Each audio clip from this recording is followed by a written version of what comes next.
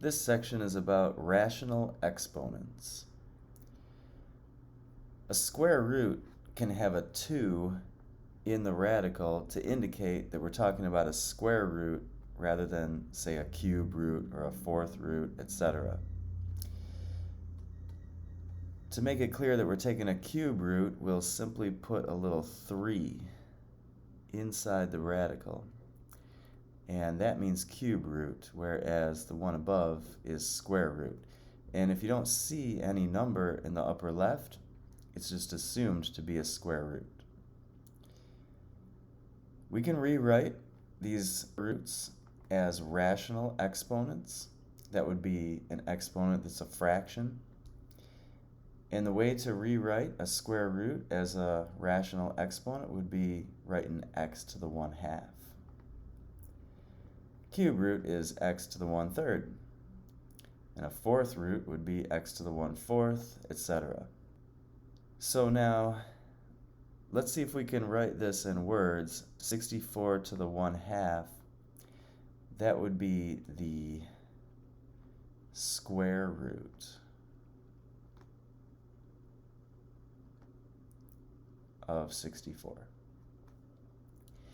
To represent it using a radical, we would simply put that square root sign around the 64, and we can put the 2 in if we want. We don't have to. We could just leave it, and then that's the square root of 64.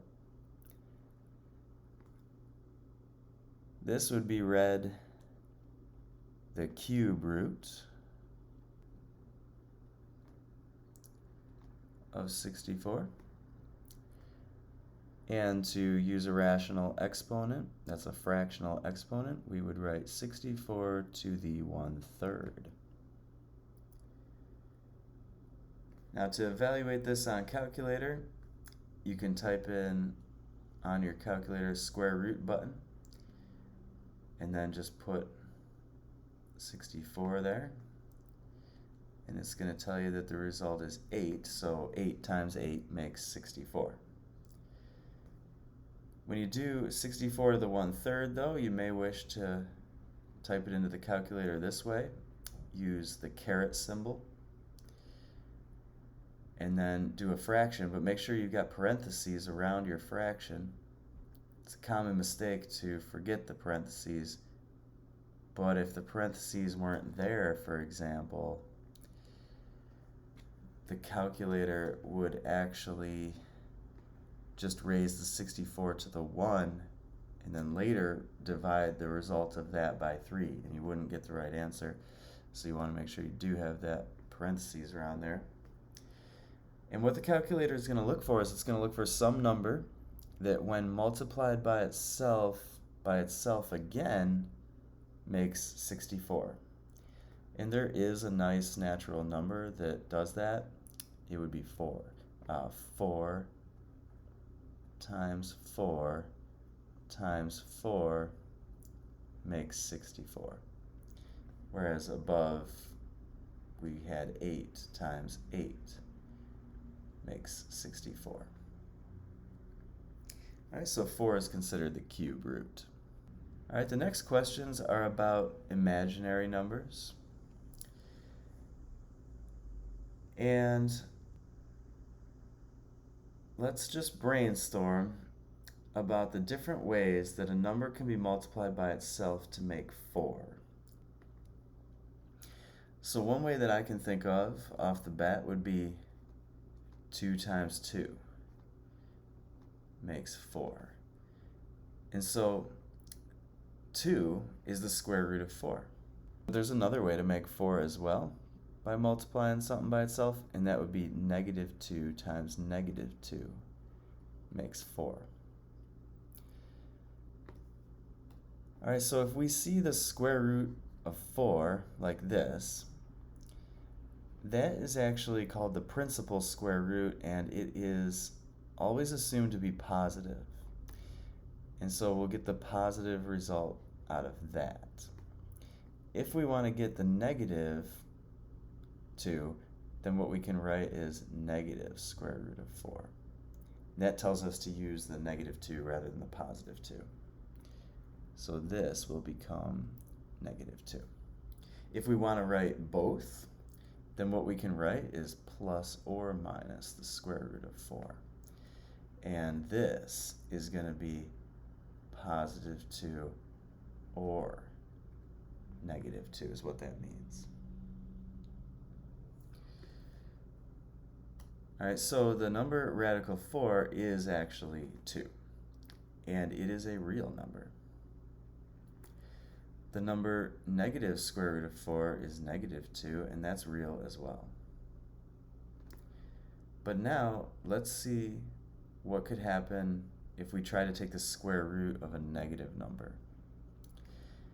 Is there a way that a number can be multiplied by itself to make negative 4? And well, there is no way to multiply two real numbers to make negative 4. So I'll say no real number times itself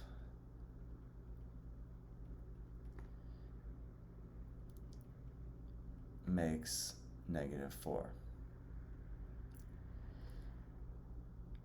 But there is a way to multiply an imaginary number times itself to make negative 4. And what it'll end up being is it'll end up being 2i. 2i is not real. It's imaginary.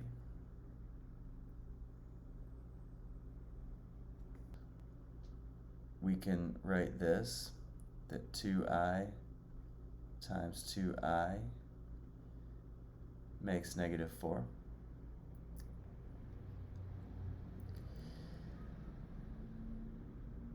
And why does this work? Well, we have to look at what I means.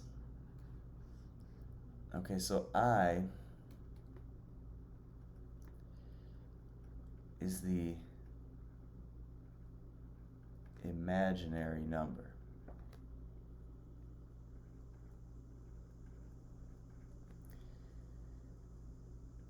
If we are to draw all the number sets that we've used so far, we said that there were the reals,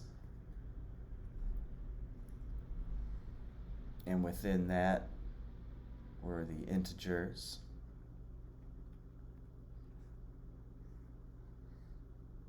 inside that was the whole number set, and even inside that was the naturals. But there's more. There is what are called the complex numbers.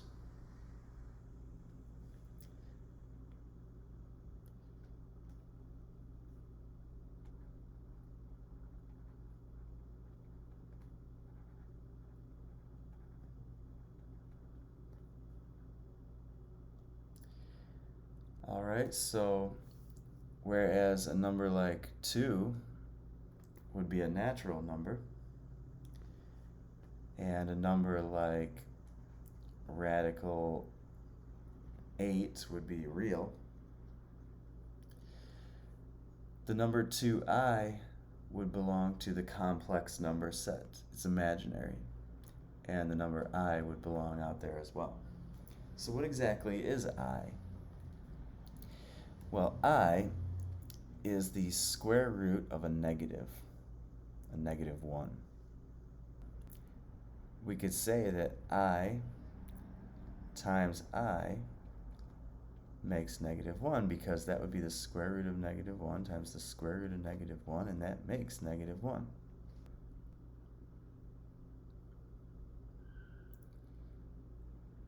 Notice that we can't just multiply the negative 1 times the negative 1 and say that this is equivalent to this.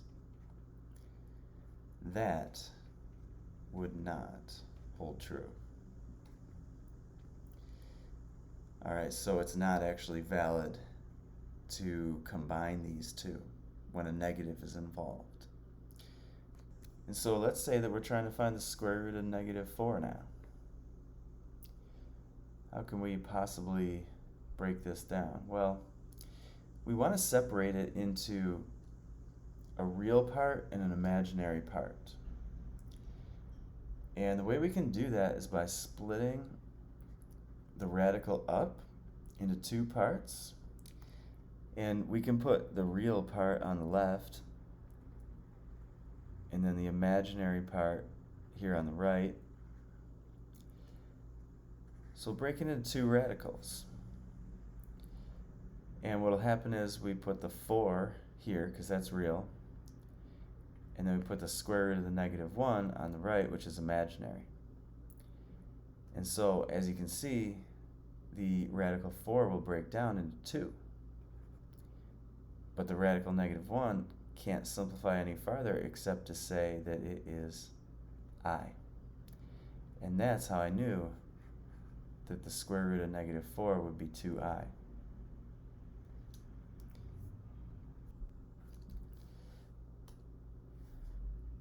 Okay, so what about the cubed root of a negative 8? Do we have that same problem where the result is imaginary, or would it actually be real? Well, we'd have to think of a number that when multiplied by itself and by itself again would make negative 8. Is there such a real number out there? There actually is. If we multiply negative 2 times itself, that makes negative 8. So when we have an odd number of factors here, 2 of the signs will cancel out and one of them will stay, so the result can actually be negative. That couldn't happen though here.